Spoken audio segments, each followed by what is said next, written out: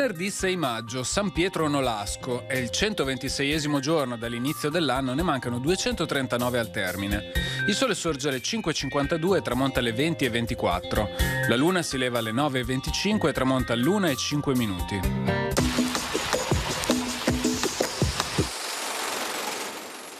Per legge, qualsiasi lettera indirizzata al Doge, anche privata, deve essere consegnata entro 4 giorni ai consiglieri ducali affinché ne possano prendere visione. È un'ulteriore forma di controllo all'operato del Doge.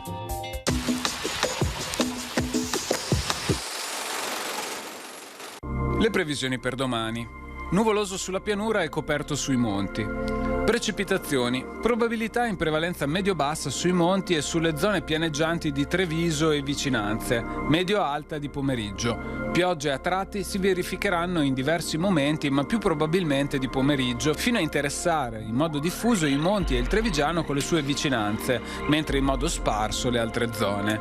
In prevalenza si tratterà di piovaschi, temporaneamente rovesci temporali maggiormente probabili di pomeriggio. Temperature senza variazioni di rilievo di notte e in aumento anche sensibile di giorno rispetto al giorno precedente.